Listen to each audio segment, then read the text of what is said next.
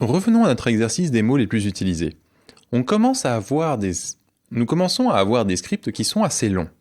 Pour débugger des scripts aussi difficiles, mettre des prints partout sur type et sur les valeurs des variables en espérant trouver quel est le problème va devenir de plus en plus improductif. Une solution est d'utiliser le debugger intégré. Le debugger intégré, PDB, pour Python Debugger, est un outil qui vous permet de friser le programme à un instant T et de pouvoir regarder ce qui se passe à ce moment-là dans le programme. Pour l'utiliser, choisissez la ligne où vous voulez arrêter votre programme. Par exemple, si vous voulez savoir ce qui se passe juste en dessous de cette ligne-ci, vous faites import pdb, pdb.setTrace. Ou si vous voulez le faire sur une seule ligne, mettez un point-virgule et mettez les instructions sur une seule ligne. SetTrace va arrêter le programme ici quand nous allons le lancer. Lançons le programme nous-mêmes.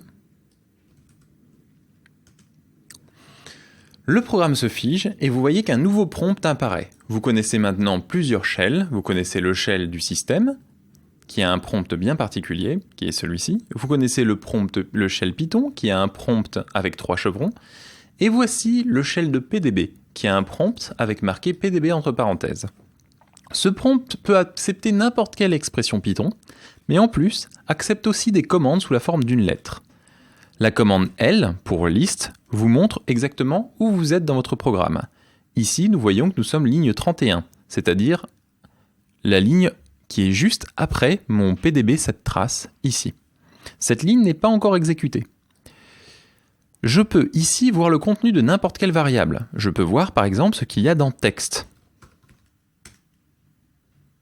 Je peux également manipuler texte à ma guise et pouvoir faire un peu de slicing si j'en ai envie, ou alors récupérer le premier élément, ou utiliser des valeurs mathématiques, ou pouvoir voir où en est mon fichier, etc., etc., etc.